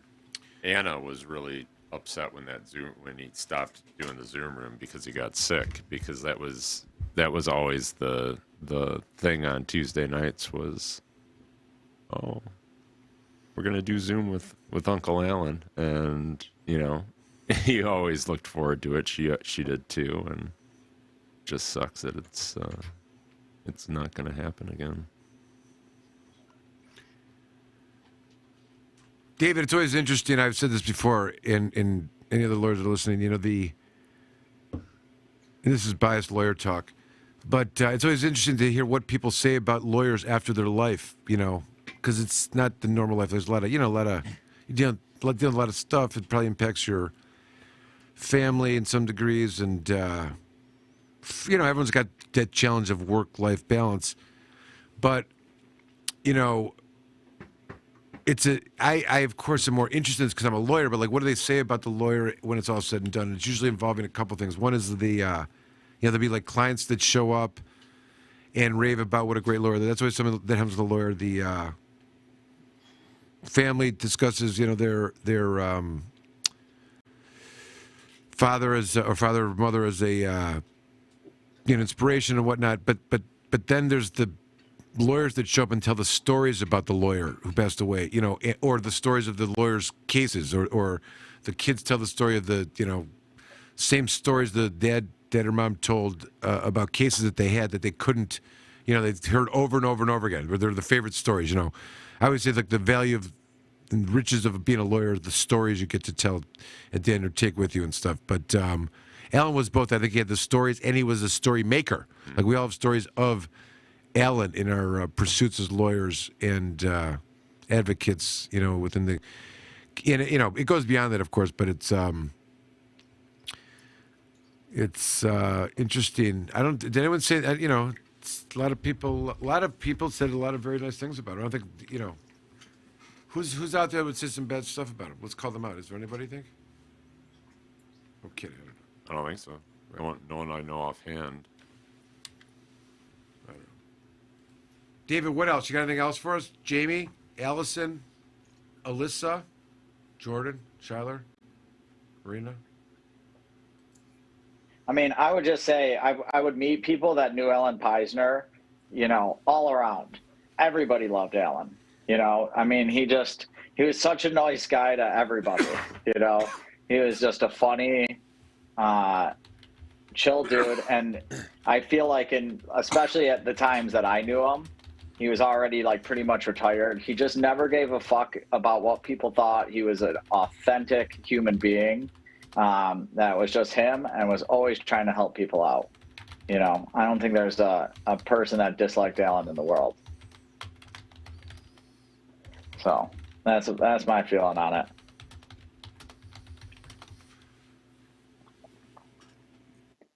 Anybody else out there? I'm commenting that Jordan was very helpful. The two comments that we had, one about the Allen Peisner published case regarding the First Amendment is a Michigan Court of Appeals published case, 242 Northwest 2nd 775, Court of Appeals 1976, which is his name in the title of the case.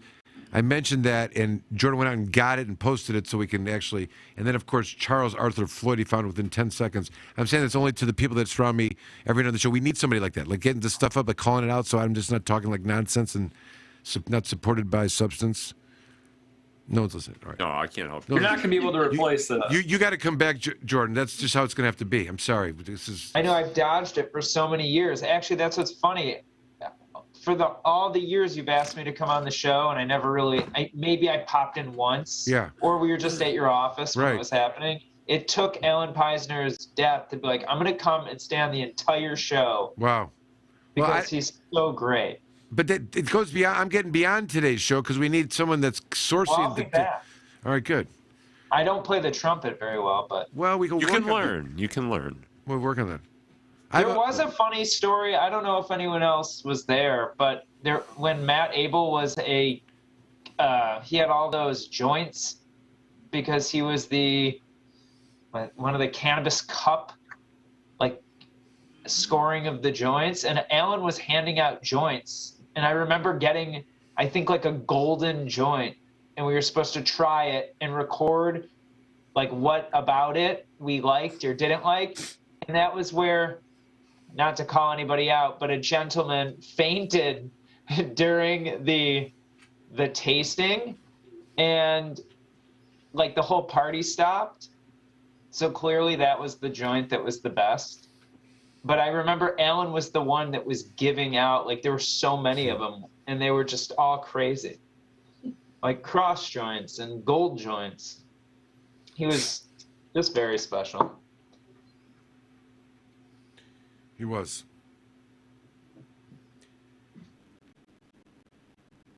All right. And on that note, it is 10 o'clock. It's 10:06, actually. Okay. Tommy says we got to wrap it up. All right. Well, that's... Alan will always be remembered, and I don't think it's really set in entirely for everyone's... But it's been a sad day. I'm glad we got a chance to reminisce and discuss his life and his legacy. Allison, are we going to do anything special? You know, we should, I don't know, there's been some talk about... Yep, there's talk. I think we're going to do some sort of fundraiser and maybe establish something for an expungement fund. We'll probably do something at the annual conference too in Traverse City next September. So. Okay. Heck yeah. Are we going to be in the dome room when we're doing this? Because we're going to have even more problems. I'm kidding. I'm just kidding. Yeah, I feel like we should change our conference from Grand Traverse Resort to the Park Hotel downtown now in memoriam. But, you know, maybe we can all go there and have a drink or something else together and talk about him. The spirit of Allen in the bad acoustic room.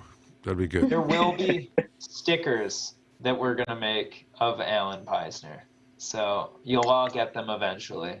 We're turning him yellow, so he'll be like a Simpsons character. It's going to be that photograph, Mike, that you posted on Facebook with him in the suit, because it's just such a great photo.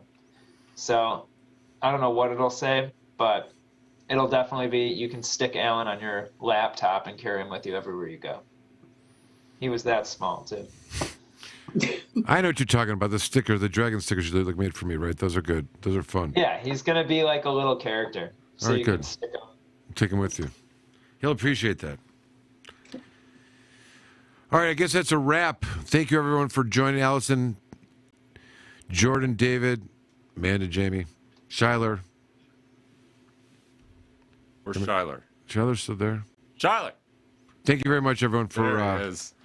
Appreciate you. Jeez. Same time next week, okay? We'll start up with some other topics. Allison, I enjoyed you being here. You should come back again, okay? And Shyler, don't be a stranger. David, Jordan, you're already signed up, so all right. All right, be safe, everybody, and rest in peace, Allen Peisner. May his memory be a blessing for us all. Good night, and we'll see you next week. Good night. Peace out.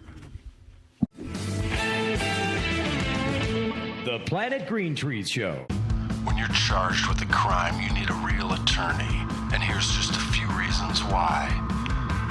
The police, the courts, the labs, the drug tests, probation, the judges, the jails, the prisons, and the entire system is just one big machine. They have one objective.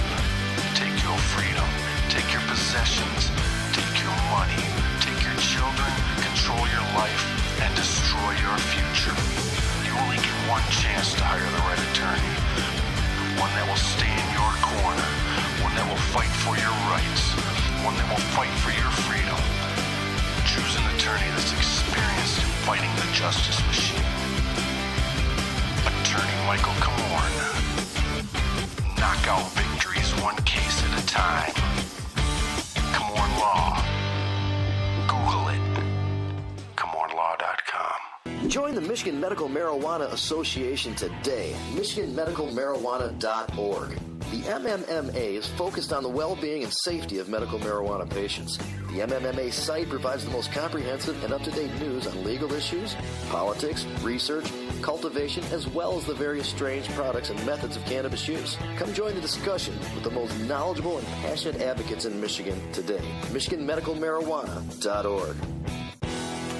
Join the Michigan Medical Marijuana Association today. MichiganMedicalMarijuana.org. The MMMA is focused on the well-being and safety of medical marijuana patients. The MMMA site provides the most comprehensive and up-to-date news on legal issues, politics, research, cultivation, as well as the various strange products and methods of cannabis use. Come join the discussion with the most knowledgeable and passionate advocates in Michigan today. MichiganMedicalMarijuana.org.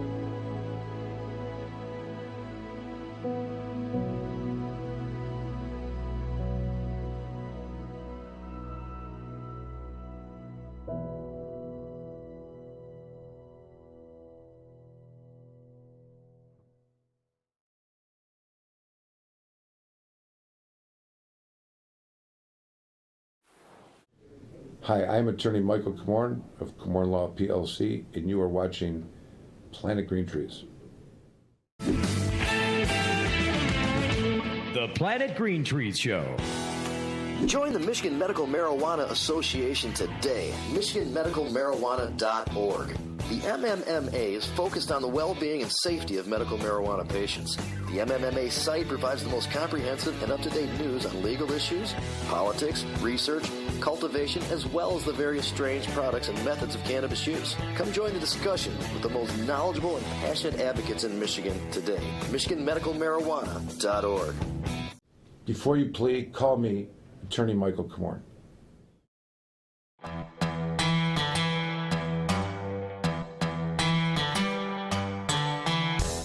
An important and historical farm crop in American agriculture is returned after having been classified as a controlled substance and illegal.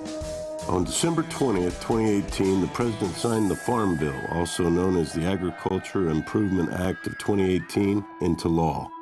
The signing of the act was great news for the hemp industry, which amended the definition of marijuana in the Federal Controlled Substances Act. Hemp is now defined as the plant, Cannabis sativa L, and any part of the plant, growing or not, with less than 0.3% THC concentration on a dry basis.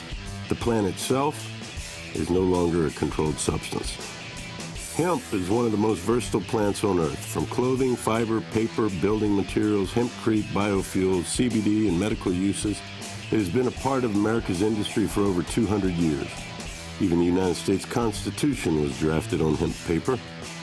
The time is now. If you're thinking of getting in the farming or processing of hemp, contact our global experts, legal, and consultation teams to make sure that you're on the right road when you venture into the new hemp industrial revolution. Michigan Hemp Industries has been a leader and advocate for the return of the hemp industry, so come be a part of the new revolution in agriculture in Michigan.